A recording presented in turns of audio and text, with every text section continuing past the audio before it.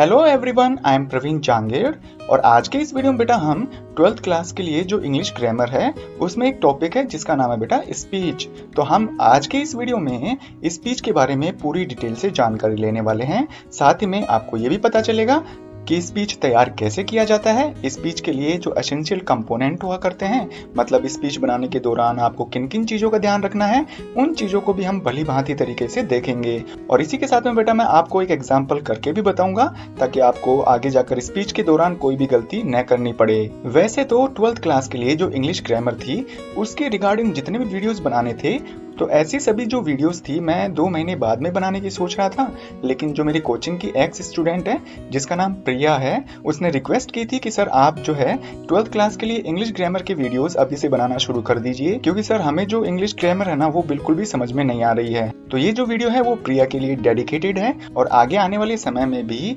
मैं English grammar जो कि 12th क्लास के लिए फिक्स की गई है उसके रिगार्डिंग वीडियोस बनाया करूंगा, लेकिन ये टोटली आपके कमेंट पर डिपेंड है। इस वीडियो को देखने के बाद में यदि आपको ऐसा लगता है कि मेरे द्वारा जो पढ़ाई गई इंग्लिश ग्रामर है 12th क्लास के लिए और स्पेशली ये जो टॉपिक है स्पीच अच्छी तरह समझ में आया है तो आप मुझे कमेंट जरूर करिएगा। यदि आपके कमेंट के थ्रू मुझे पता चल गया कि आप वास्तव में 12th इंग्लिश ग्रामर के लिए वीडियोस चाहते हैं तो बेटा मैं रेगुलर बेसिस पर इससे संबंधित वीडियो भी बनाया करूंगा। तो चलिए बेटा बिना किसी देरी के हम वीडियो शुरू करते हैं और जानने की कोशिश करेंगे कि आखिरकार 12th क्लास के बोर्ड एग्जाम के लिए हम स्पीच की तैयारी कैसे करें, स्पीच को कैसे लिखा जाता है, उसके कौन कौन से कंपोनेंट हैं।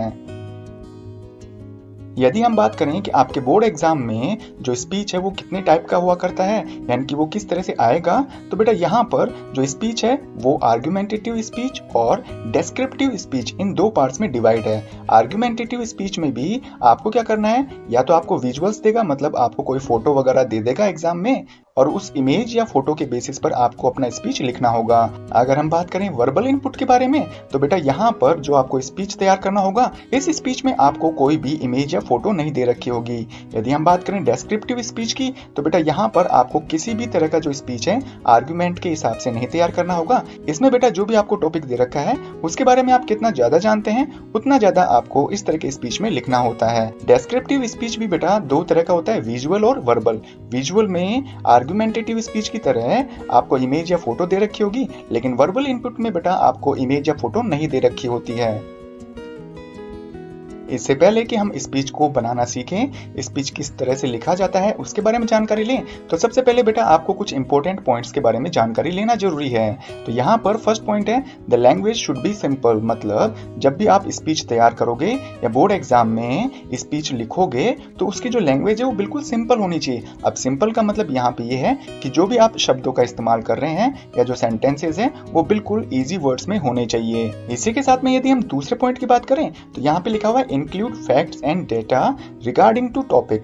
जिस भी टॉपिक पर आपको स्पीच लिखना है तो उस टॉपिक के बारे में आपको कितने फैक्ट्स पता है, मतलब कितनी ज्यादा जानकारी है वो आप लिखेंगे। इसी के साथ में उस जानकारी से रिलेटेड जो भी आपके पास डेटा है उनको भी आप शामिल करिएगा। यदि मान लीजिए आपके पास वो डेटा नहीं है तो भी आपको स्पीच बनाने के दौरान डरने की जरूरत नहीं है, क्योंकि डेटा जरूरी नहीं है कि हर स्टूडेंट को याद रहे। यदि हम थर्ड पॉइंट की बात करें तो यहाँ पे लिखा हुआ है at last give some suggestions and warning. जब भी आप स्पीच को कंप्लीट कर लें तो स्पीच के लास्ट में 1 या 2 लाइन में आप उस टॉपिक से रिलेटेड जो भी आपके मन में सजेशन है, सुझाव है, या जो भी आप कोई चेतावनी देना चाहते हैं, जिस भी टॉपिक के ऊपर आप स्पीच तैयार कर रहे हैं तो उससे रिलेटेड वार्निंग और सजेशन जरूर लिखिएगा।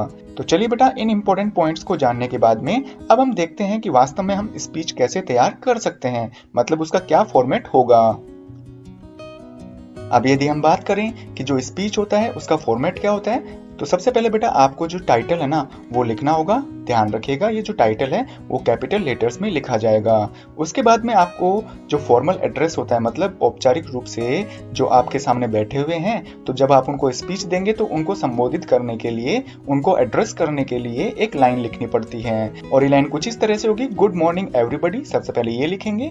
इसके बाद में आप लिखिएगा ऑनरेबल पैनल ऑफ जजेस, respected teachers and dear friends. Formal address को पूरा करने के बाद में आपको इंट्रोड्यूस योरसेल्फ, मतलब अपने आप के बारे में आपको परिचय देना होगा और उसके लिए भी यहाँ पे जो लाइनें हैं वो फिक्स कर रखी हैं। सबसे पहले आप लिखोगे आई, फिर उसके बाद में आपका नाम, फिर ऑफ, फिर आपकी क्लास का नाम, फिर ऑफ और फिर इसके बाद में आपको अपनी स्कूल का पूरा नाम लिखना होगा।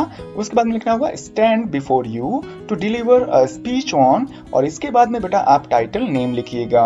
अगर हम बात करें मैसेज बॉक्स की तो बेटा यहाँ पर क्योंकि ये जो आर्गुमेंटेटिव स्पीच हम तैयार कर रहे हैं तो यहाँ पर आपको क्या करना पड़ेगा, पहले तो आप यस लिखिएगा, मतलब आप उस स्टेटमेंट से या उस टॉपिक से किस तरह से एग्री हैं, सहमत हैं। तो उसके लिए आपको 3 या 4 लाइन में अपने पॉइंट्स लिखने पड़ेंगे, अपने विचार लिखने पड़ेंगे। तो आपको करना ये होगा कि यस लिखने के बाद में आप अपने जो टाइटल का नेम है वो पूरा का पूरा लिख देंगे। यहाँ पे यस वाली लाइन के बाद में आपको 3 या 4 लाइन में अपना जो विचार है वो व्यक्त करना पड़ेगा। उसके बाद में बेटा आपको नो से शुरू करना होगा। और नो से क्यों, क्योंकि मान लीजिए आपको कोई स्पीच तैयार करना है तो जो भी टॉपिक दिया गया है उस टॉपिक के आप अगेंस्ट है, मतलब आप उस टॉपिक से सहमत नहीं है, तो आपको कुछ ना कुछ लाइन तो लिखनी पड़ेगी ना। तो यहाँ पर भी आपको क्या करना होगा, 3 या 4 लाइन में अपना आंसर देना होगा।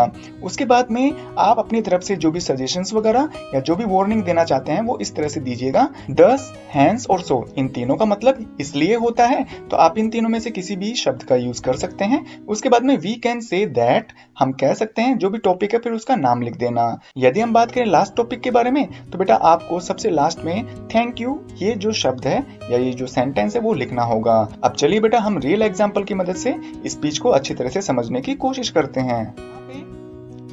तो यहाँ पे जैसा कि आपको अपनी स्क्रीन के सामने क्वेश्चन नंबर फर्स्ट दिख रहा है, ये लिखा हुआ है you are Gauri Ganesh of class 12 science, कि भाई आपका नाम गौरी या गणेश। यदि आप फीमेल हो तो आप अपना नाम गौरी लिखिएगा, लेकिन यदि आप मेल हो तो आप अपना नाम गणेश लिखिएगा। आप 12th क्लास के साइंस बैच के स्टूडेंट हैं, studying in NVM senior secondary school Shahpura Jaipur, और आप जो है वो एनवीएम नाम की स्कूल में पढ़ते हैं जो कि सीनियर सेकेंडरी तक है, और वो है बेटा शापरा जयपुर में। Deliver an argumentative speech in favour और against on homework to students should be और नॉट बी गिवन, मतलब स्टूडेंट्स को दिया जाने वाला जो होमवर्क है वो देना चाहिए या नहीं देना चाहिए। तो आपको इस टॉपिक पर एक स्पीच तैयार करना है। तो मैंने आपको जैसे कि पिछली स्लाइड में आपको फॉर्मेट बताया था, तो उसी फॉर्मेट के अकॉर्डिंग हम यहाँ पे देखते हैं। तो बेटा देखिए सबसे पहले हमने क्या लिखा, इस क्वेश्चन में जो टाइटल आया है ना वो है homework to student should be और नॉट बी गिवन। तो ठीक यही जो टाइटल है हमें यहाँ पे सबसे ऊपर लिखना होगा, और ये ध्यान रखिएगा ये जो टाइटल होगा वो बिल्कुल बड़े अक्षरों में लिखा जाएगा। उसके बाद में आपको क्या करना था, फॉर्मल एड्रेस मतलब औपचारिक रूप से संबोधन करना था, और जो लाइन मैंने पहले फॉर्मेट में बताई थी वही लाइनें मैंने यहाँ पे लिखी है। Good morning everybody, honourable panel of जजेस, respected teachers and dear students. उसके बाद में आपको अपना परिचय देना था, तो सबसे पहले आई लिखा। उसके बाद में आप यदि मान लीजिए मेल हैं तो आपने अपना नाम गणेश लिखा। उसके बाद में ऑफ के बाद में जो क्लास है वो लिखी 12th class of NVM senior secondary school Shahpura Jaipur, और इस तरह से आपने अपनी स्कूल का पूरा नाम लिख दिया। उसके बाद में लाइन थी stand before you to deliver speech, आपके सामने मैं एक स्पीच डिलीवर करने के लिए खड़ा हुआ हूँ। इन फेवर एंड अगेंस्ट, मतलब जो भी टॉपिक होगा उसके मैं पक्ष में और विपक्ष में दोनों ही चीजों में मैं आपको अपनी राय स्पीच के थ्रू देना चाहूंगा। और उसके बाद में आपको क्या करना था, अपने टॉपिक का नाम लिखना था।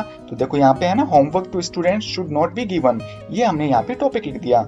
अब उसके बाद में मैंने कहा था आपको यदि कोई स्पीच आर्गुमेंटेटिव होता है मतलब आर्गुमेंट वाला होता है तो आपको शुरू की 3-4 लाइनें तो यस वाली लिखनी है और लास्ट की जो 3-4 लाइनें वो नो की लिखनी है। तो यहाँ पे मैंने लिखा है यस, और उसके बाद में मैंने लिखा था टॉपिक का नाम लिख दो, homework to student should not be given, मतलब हाँ अगर आप इससे सहमत हो कि भाई जो होमवर्क है वो स्टूडेंट्स को नहीं देना चाहिए, तो इसके फेवर में आप कुछ बोलना चाह रहे हैं। तो आगे हम लिखेंगे school hours are already long, कि भाई स्कूल के जो घंटे होते हैं या स्कूल में जो टाइम स्पेंड किया जाता है वो पहले ही लंबे समय के होते हैं, लगभग 6-7 घंटे स्टूडेंट्स को है ना जो अपने स्कूल में बिताने पड़ते हैं। Student should be given such work that can be completed in school, और पहली राय तो ये थी कि स्टूडेंट्स को उतना ही काम देना चाहिए कि वो स्कूल में ही कंप्लीट हो जाए। HW curtails playing time at home, भाई जब भी HW करते हैं स्टूडेंट्स अपना घर पे रहकर, तो भाई वहां पर क्या होता है होमवर्क करने के दौरान वो अपना जो खेलने का समय है वो भी उनका चला जाता है। कर्टल का मतलब होता है कम करना, तो ये जो होमवर्क है